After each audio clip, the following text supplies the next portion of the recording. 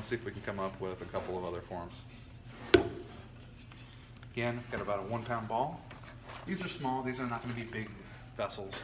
These are, I'd say, probably on the small, medium kind of range, medium, small, petite scale. Yeah, let's run through it.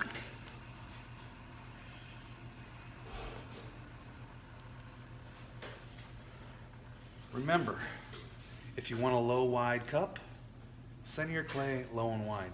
You want something that's going to be a little bit more narrow at the foot, center it narrower to start with. That setup goes a long way to making your throwing and shaping experience simpler and a little bit more straightforward. So since I said low and wide first, let's talk about low and wide.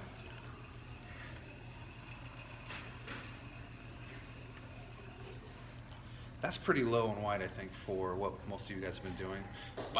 By no means is this like out here, but for the footprint of a small cup, that's a pretty wide stance. You know, this is the football player. So let's open this guy up and see what we can come up with.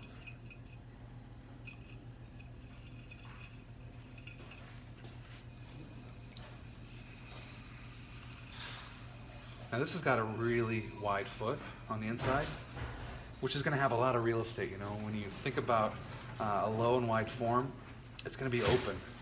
Visually, you are in it. You know, when you hold that thing up to your face, you see the insides. You know what it's, you know, I don't want to say what, well, I'll say it anyway. You know what its guts are, you know, they look like. It's you're in it, your nose is in it. Visually, you see every little piece of it.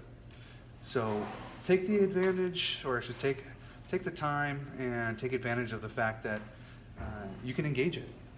Unlike a really narrow piece, getting down to that bottom can be a little bit challenging and kind of pain. But with something that's open and wide, you can engage that surface and make something that is just as curious, as interesting as the form on the exterior. Something as simple as taking, I don't know, let's just do a finger. I mean, you'll see this all over the place with production pots and kind of traditional handmade pots. We're going to slow the wheel down a little bit, make a little bit of an indentation. We're just going to work our way out. We're going to create a nice little simple spiral pattern. So from here, nothing wild, nothing crazy, really simple. I'm sure everyone's done this at one point in their life, even as a kid, playing with something that spins around. Highs and lows. When we glaze our piece, the glaze will sit into the low valleys. They'll break on the top. It'll give some sort of visual variation to the surface. When you're drinking out of this, maybe when you finish that cup, there's something in there to discover, another little element, another thing for your eye to look at and play with. Again, finding ways to give the user something to enjoy, something to kind of play with.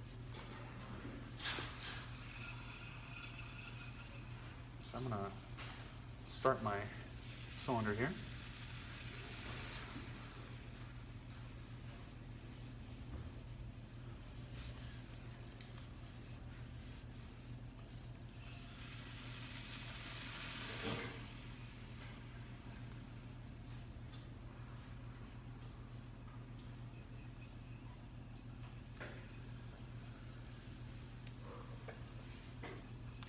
Press that top each time. I've got a pretty even wall so far. I got a little bit of meat left on that bottom corner. It's coming down. I want to get as much of it out as I can. I want to be really efficient with the use of clay.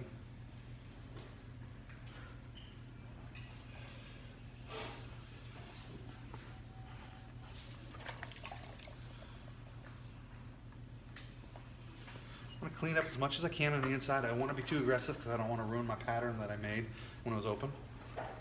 But it's a little bit, it's got, you know, straight legs, straight sides. That's kind of boring. The fact that it's already low and wide, I don't want to keep opening it up. I mean, we're going to wind up making a bowl of sorts. So I'm going to color it in. I'm going to take a little bit of time, build a little slurry coat on the outside here for a sec. Spend a little bit of time. I'm going to bring this guy in just a hair. Just a hair.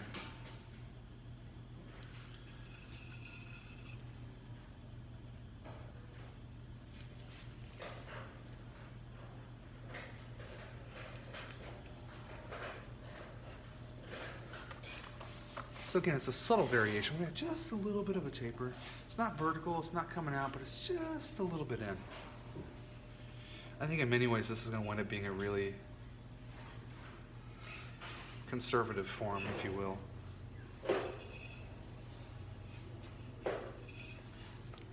I like that actually.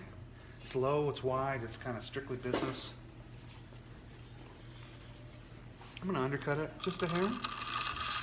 Again, give it some lift.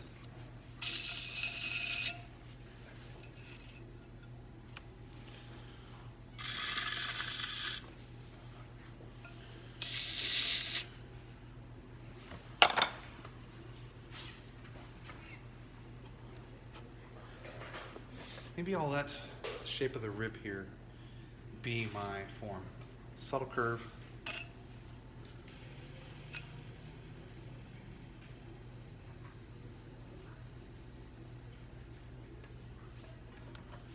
Clean rib every time.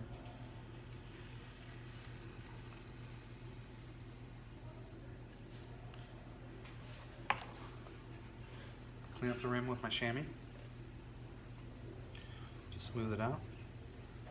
Nice rim that, when it goes to the lips, feels comfortable. I'm happy. It's subtle. It's got just a little bit of a swell out.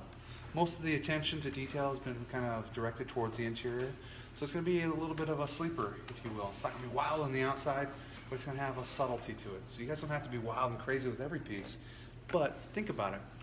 Little variations, little changes, little alterations go a really long way. Let's cut this guy off. Oh, son of a Gupta. I knocked it. Good thing we haven't cut it off yet. Just fix it.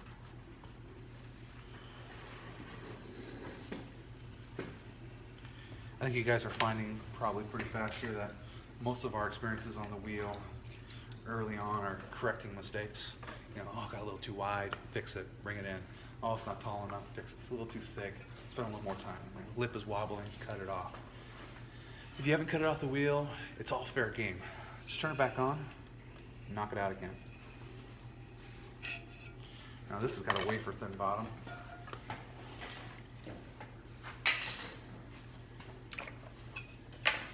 Get her off. Yeah, there we go. Hydroplaner off.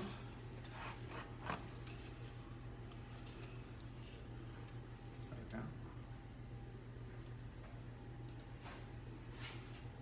Simple and clean.